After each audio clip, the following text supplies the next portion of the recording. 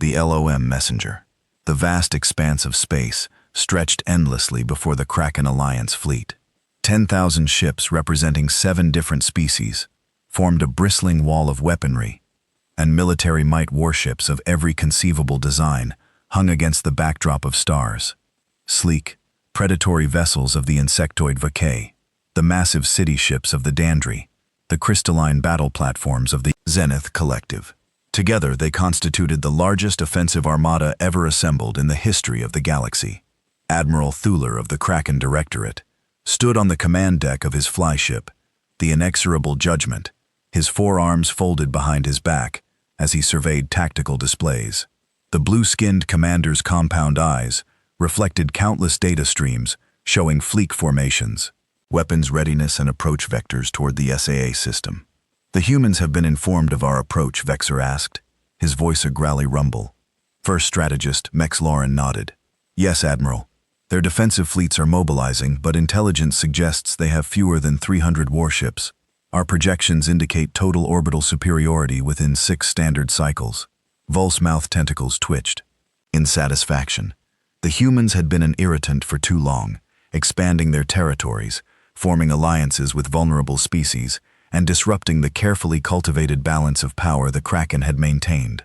For centuries, their technological advancement rate was concerning their adaptability. Frustrating. Better to crush them now, before they became a true threat. "Sir!" called the communication officer, her scales shimmering with agitation. "We're detecting a single vessel approaching from the human territories."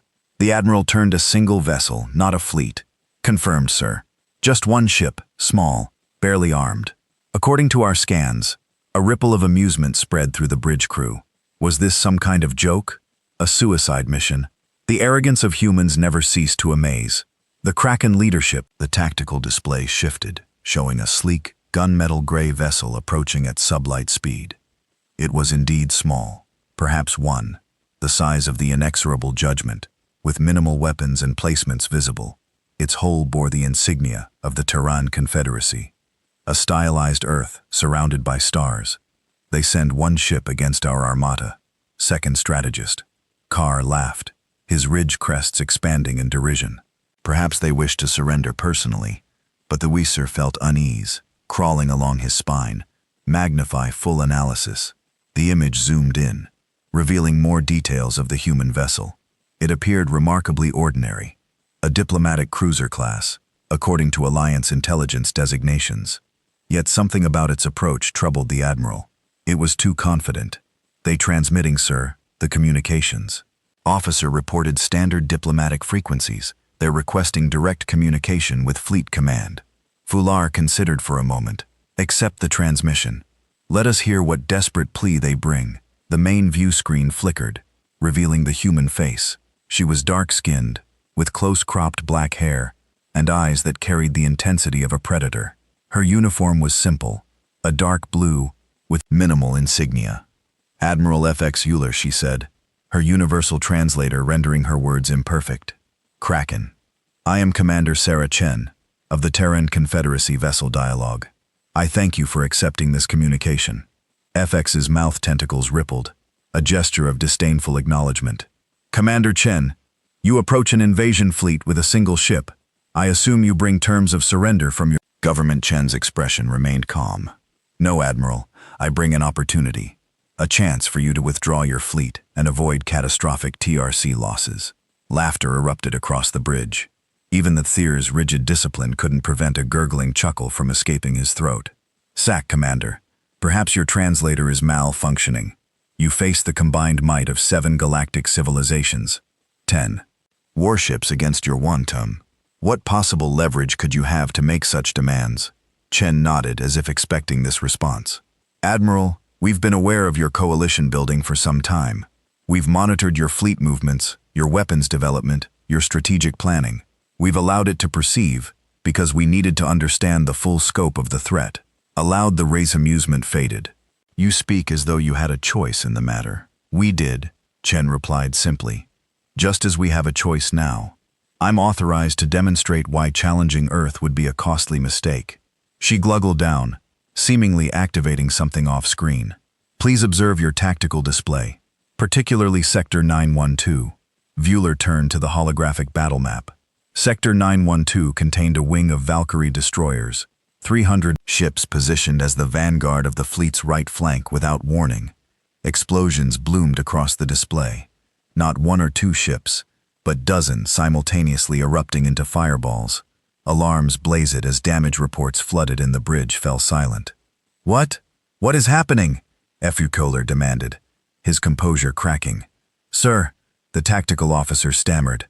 The Valkyrie ships are experiencing catastrophic reactor failures. 57 vessels destroyed already, more showing critical systems failures. Chen's voice remained level.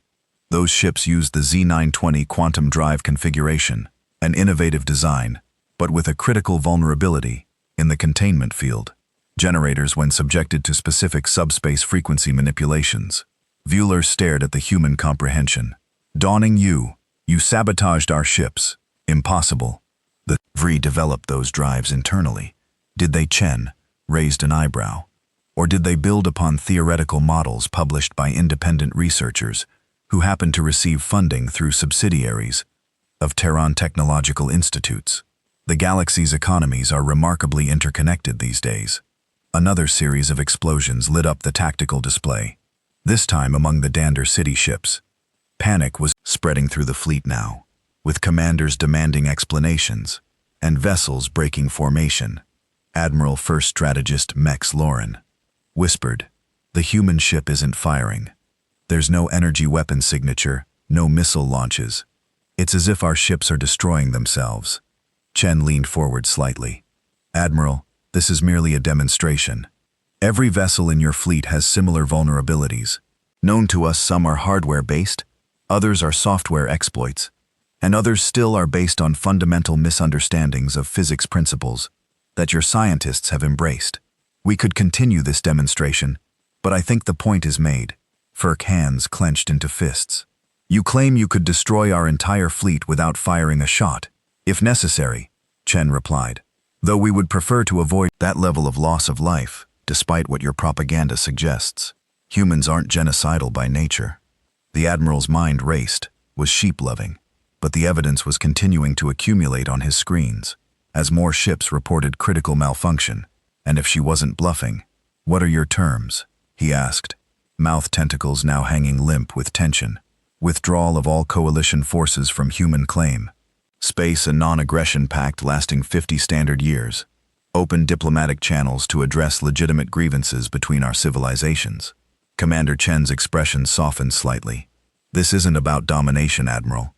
It's about establishing mutual respect." Thea's pride demanded resistance, but his duty to his forces required pragmatism. The humans had clearly been playing a longer, more sophisticated game than the Kraken had realized. "How do we know you won't simply destroy us once we begin with FRA?" he demanded. "Because we could have done that already," Chen said simply. "We're offering peace. Admiral, the alternative is your choice, but I suggest you look at your tactical display before sabbering." Vueler turned again to the hologram, where the number of disabled ships continued to rise. The mighty invasion fleet, carefully assembled over years, was unraveling before his eyes, without the human vessel firing a single conventional weapon. "You have 1 standard hour to begin withdrawal procedures," Commander Chen said. "The dialogue will remain here, to verify compliance. For what it's worth, Admiral, I hope this marks the beginning of understanding between our peoples, not merely the end of a conflict." The transmission cut. The bridge of the inexorable judgment remained silent, as Thexuler contemplated the greatest military disaster in Kraken history, a defeat delivered by a single human in a single ship who had never fired a shot. The game changes. Fueler paced the war room of the inexorable judgment, his mouth tentacles writhing with agitation. Around a massive holographic table stood the commanders of the 7 Coalition, species, their faces displaying various expressions of rage, fear, and confusion. The room vibrated slightly as another damaged ship detonated in the distance. "This is cowardice." General Vexate of the VRI slammed his Chitus claw on the table. "The humans attack without honor, without even declaring their intentions. They sabotage rather than fight." High Coordinator Zol of the Dandri nodded, her translucent body pulsing with angry red lights. 3 of my city ships are complete losses.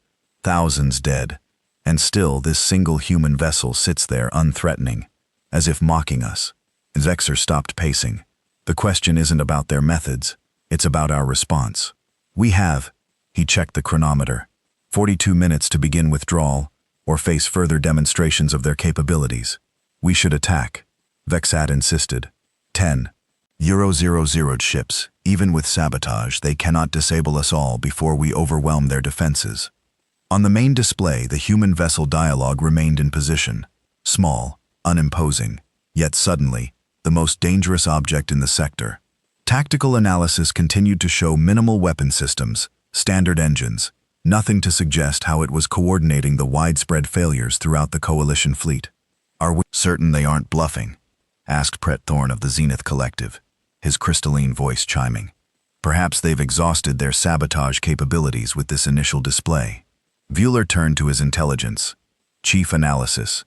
The intelligence officer, a gray-skinned Ilkra, with multiple data interfaces connected directly to her nervous system, shook her head.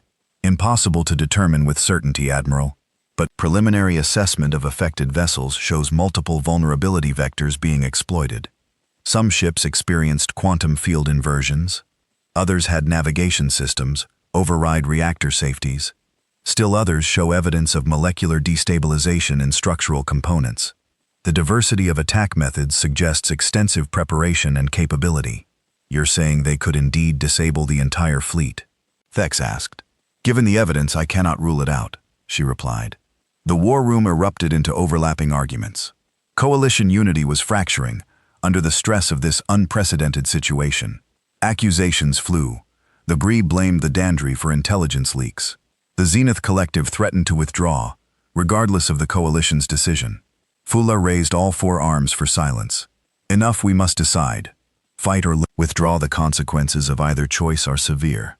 A communications officer entered his movement. Hurried Admiral Commander Chen is requesting to address the Coalition leadership. The room fell silent after a moment. FX Euler nodded, put her through the holographic display, shifted, and Commander Chen's face appeared above the table, magnified and imposing. She looked calm, almost sympathetic. Admiral Coalition, leaders, I understand you're deliberating your response before you decide. There's additional information you should consider. Fular eyes narrowed. Speak. Human Chen nodded. First, to demonstrate that our capabilities extend beyond your fleet. She gestured off-screen, and the display split to show multiple images. The Coalition homeworlds on each key military installations suddenly lost power. Weapon platforms went offline and defense grids flickered, as you can see. Chen continued as gasps and curses filled the war room. Our reach isn't limited to your invasion force. We've had access to your core systems for years. This is not a localized advantage. Impossible, Vexh chittered in outrage. You could not penetrate our homeworld defenses. We didn't have to, Chen replied. You did it yourselves.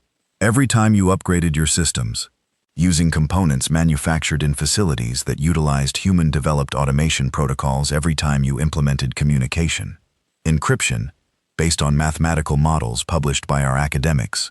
You've been building our access into your civilizations for decades. Piece by piece. The Thera felt a chill through his exoskeleton. The implications were staggering.